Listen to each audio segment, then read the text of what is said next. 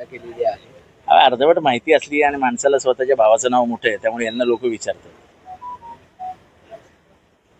त्यामुळे माहिती नसली, माहिती घ्यायची नाही, काय घ्यायची नाही, आणि मग आपलं काहीतरी डायलॉग मारून काहीतरी चर्चेत राहण्यासाठी म्हणून अर्धवट ज्ञानाचा आधार घेऊन काहीतरी बोलायचं. त्यांना माहिती आहे का की पहिलं तुळजाभवानीचं मंदिर हे माझ्या हातून 2004 साली बांधलं गेलं.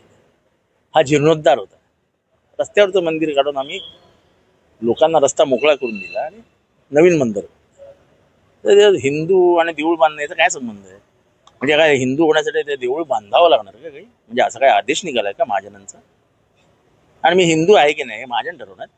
त्याला काय अधिकार दिलाय सर्टिफिकेट देण्याचा? तोंडाला आणा मुंज करा, काय मुंज पण करतील. आम्हाला मुंज करायचीच नाही, तो तुमचा अधिकार आहे, करत राहा. तुम्ही जो आमच्याकडनं अधिकार काढून घेतला होता ना, शिक्षणाचा, पाणी न पिण्याचा, गावाच्या बाहेर राहण्याचा, तो अधिकार आम्ही खेचून घेतला संविधानात.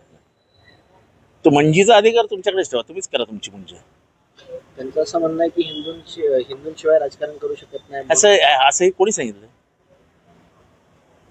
हा देश धर्मनिरपेक्ष आहे आणि तो संविधानाने धर्मनिरपेक्ष केलाय.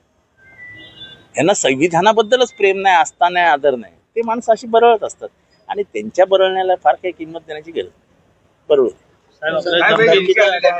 चला चला, तुम्हाला देईन आता धमकी.